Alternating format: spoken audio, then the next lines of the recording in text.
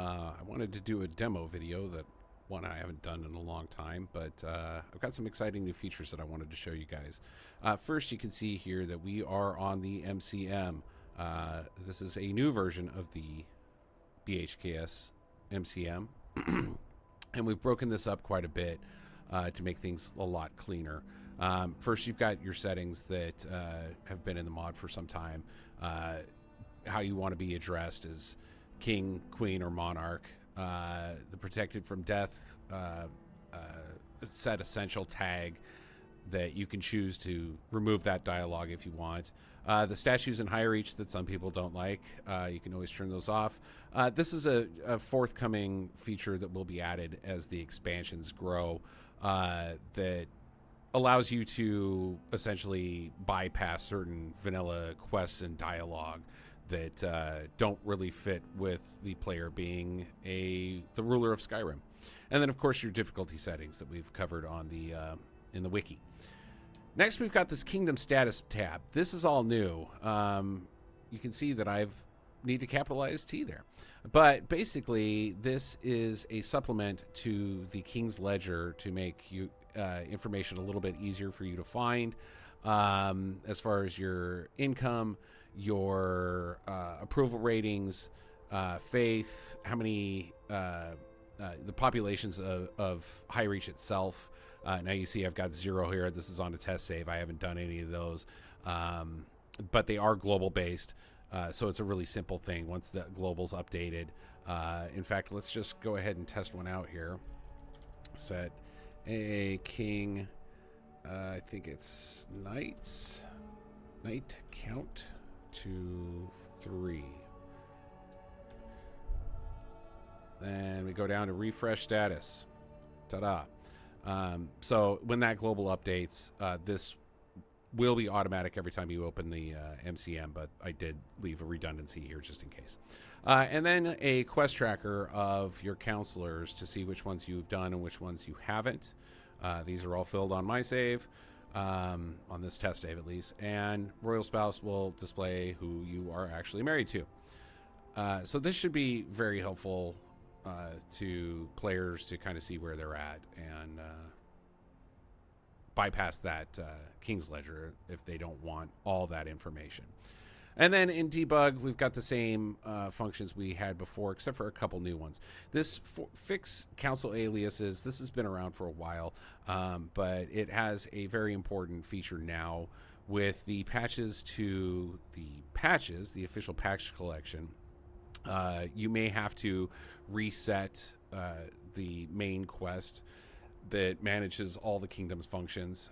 In order, when you do that, the aliases will be unfilled for all your council members and everybody you've ever appointed.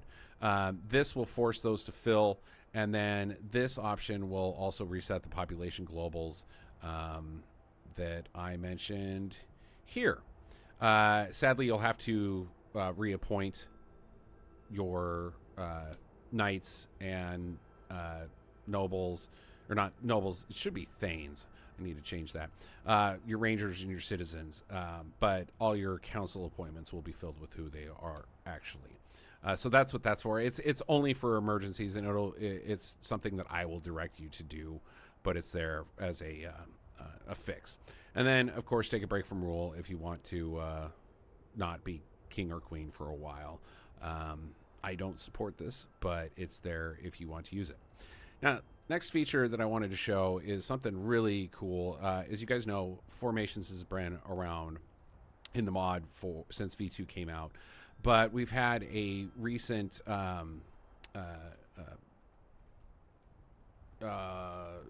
boost to its abilities thanks to a script author that helped me.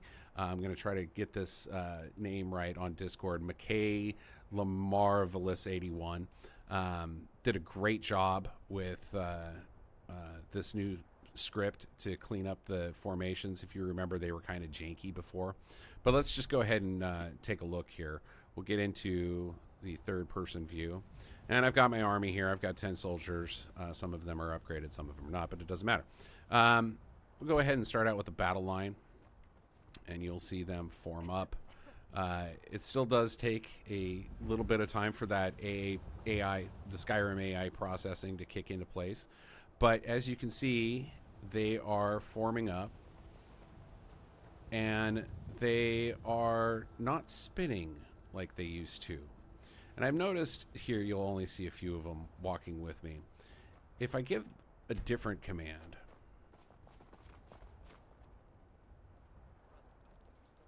start having more of these soldiers form up.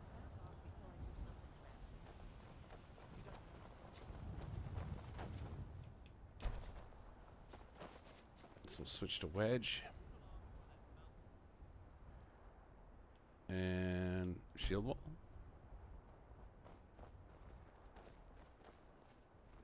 And she's stuck behind a rock.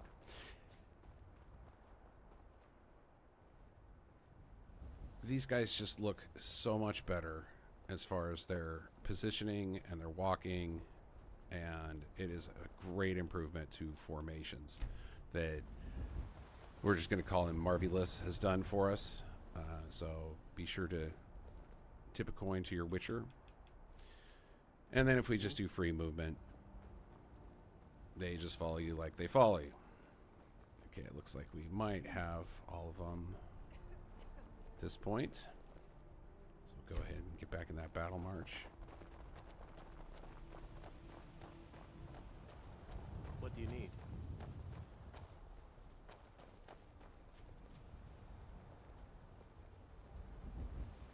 There we go. Now we've got a pretty good formation. Need So I'm something? pretty happy with this.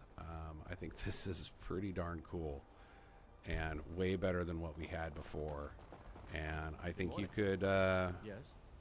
start getting excited about the Thalmor War with this. Now, like I say, we've only got 10 soldiers, but imagine if you had 50 behind you. How awesome this would be. So that's it for this little forthcoming release video. I just wanted to share these things because I'm pretty excited about them. So I hope you guys are too. And this will be a public update with these two features. Probably sometime in the next, I don't know, sometime in mid-February we'll be releasing this. So thanks for watching.